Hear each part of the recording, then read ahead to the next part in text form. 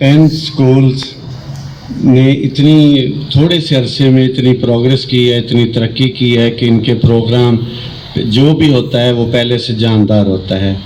अच्छा बेटा, ये जो हमने प्रोग्राम ये किया है और ये महीना है ईद मिलादुन्नबी सल्लल्लाहु अलैहि वसल्लम, तो 2-3 पॉइंट मैं आपसे करूँगा। एक बात तो हम बिला वजह झूठ बोलते हैं।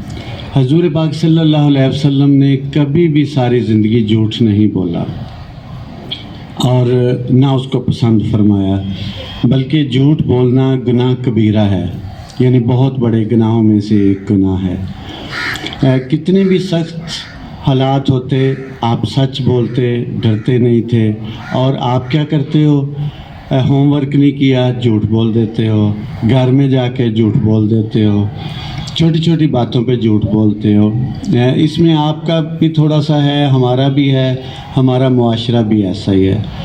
आज अगर आप एक छोटा सा अहद कर लें कि चलें बाकी चीज़ों पे अगर हम अमल नहीं करते तो हर साल एक चीज़ जो है उस पर हम ज़रूर अमल करेंगे कि झूठ नहीं बोलना। ये बात आज आप ना इस प्रोग्राम के सिलसिले में अपने ज़हन में रखें कि छोड़ देना है, झूठ बोलना हमने छोड़ देना है। अगर काम नहीं हो पाया तो दूसरे दिन टीचर से झूठ नहीं बोलना, जो सच है वो कह देना है और इसका फ़ायदा भी होगा, टीचर आपको माफ़ भी कर देंगे। हजूर अकरम सल्लल्लाहु अलैहि वसल्लम, एक आपके पास शख्स आता है तो वो गिनवाता है कि मुझ में ये बुराइयां हैं, बहुत सारी बुराइयां। उस वक्त जो अरब थे ना वो बहुत बुराइयों का शिकार थे। झूठ बोलना, बेईमानी करना, बच्चियों को ज़िंदा दफन करना, ये आम सी बातें थी, इसको बुरा भी नहीं समझा जाता था। तो वो आता है हजूर सल्लल्लाहु अलैहि वसल्लम से अर्ज़ करता है कि मुझ में बहुत सारी बुराइयां हैं, तो मुझे कोई ऐसी बात बताएं, कोई ऐसी नसीहत फरमाएं कि ये सारी ख़त्म हो जाएं। तो आप सल्लल्लाहु अलैहि वसल्लम ने फरमाया कि बस एक ही बात पे अमल करना है कि आपने झूठ नहीं बोलना। तो दूसरे दिन वो शख्स कोई घर में काम करता है, कोई उसका दिल ललचाता है किसी बुराई की तरफ, तो वो सोचता है कि जब मैं हुजूर सल्लल्लाहु अलैहि वसल्लम के पास जाऊंगा तो आप सल्लल्लाहु अलैहि वसल्लम मुझे इससे पूछेंगे कि आपको नसीहत की थी कि झूठ नहीं बोलना, तो फिर मैं उन्हें क्या कहूँगा, यानी मैं तो शर्मसार होऊंगा इतनी बड़ी हस्ती के सामने। वो फिर वो गुनाह नहीं करता। इसी तरीके से वो कुछ दिन उस पर अमल करता है तो उसकी सारी बुराइयां ख़त्म हो जाती हैं। फिर वो आता है, हुजूर सल्लल्लाहु अलैहि वसल्लम उससे दरियाफ्त करते हैं तो वो अर्ज़ करता है, या रसूलल्लाह सल्लल्लाहु अलैहि वसल्लम, इस एक बात ने कि मैं झूठ ना बोलूं तो मेरी तरबियत कर दी है, अब किसी किस्म की बुराई मुझ में नहीं है। हत्ता कि जानवरों को बुलाने के बारे में भी अगर हम जैसे वो करते हैं ना, उन्हें धोखा देते हैं, झोली में कुछ नहीं होता तो हम कहते हैं, या बच्चे को बुलाने के लिए हम कहते हैं मुट्ठी बंद है और इसमें कुछ चीज़ है, चीज़ी है, आके ले जाओ। हजूर सल्लल्लाहु अलैहि वसल्लम ने फरमाया, इस तरह का एक वाक़या आप सल्लल्लाहु अलैहि वसल्लम ने देखा कि एक सहाबी जो थे एक घोड़े को अपनी तरफ माइल कर रहे थे, तो आपने उनसे दरियाफ्त किया तो आप सल्लल्लाहु अलैहि वसल्लम ने फरमाया कि अगर तुम्हारी झोली में कुछ ना होता तो ये भी धोखा होता, झूठ होता, इसका भी तुम्हें गुनाह मिलता।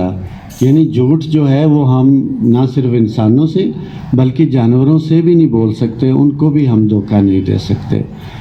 आप सल्लल्लाहु अलैहि वसल्लम की ज़िंदगी तो ऐसी है कि उस पर आप सारा दिन भी बोलते जाएं तो कम है, लेकिन मैंने आपको एक ही पहलू कहा है कि आपने जो है इल्म हासिल करना है, और इल्म हासिल करने पर भी हुजूर सल्लल्लाहु अलैहि वसल्लम ने बहुत फोकस किया। जंग में कैदियों को इस बना पर रुखसत दे दी गई कि वो कुछ तुलबा को पढ़ा दें, कुछ असहाब को पढ़ा दें, तो उनको जो है ना जाने की इजाज़त होगी, यानी तलीम से ये मोहब्बत है। तो एक सहाबी को इरशाद फरमाया, अबरानी ज़बान सीखो। हालांकि अबरानी ज़बान उनके लिए कोई इतनी ज़्यादा नहीं थी, अरबी अहम थी उस वक्त। तो वो इसलिए कि दूसरे मुल्कों से लोग आते हैं, उनसे बातचीत कर सकें, تو لوگوں کے ہمیں جنگی تیاریوں کا پتہ چل سکے اور ان کو تبلیغ کی جا سکے. تو آپ نے ان صحابی سے کو اجازت بھی دی اور انہیں کہا بھی کہ یہ سیکھیں. یعنی حضور صلی اللہ علیہ وآلہ وسلم اور آپ کے صحابہ نے بہت فوکس کیا ہے علم حاصل کرنے پر. تو یہ ان کی بدولت ہے، بلکہ آپ کے جو بعد میں آنے والے لوگ تھے، محدثین تھے، انہوں نے بھی بہت احتیاط کیا اس سلسلے میں. تو آج آپ جو ہے تہیہ ایک کر لیں کہ ہم ایک برائی ضرور چھوڑیں گے.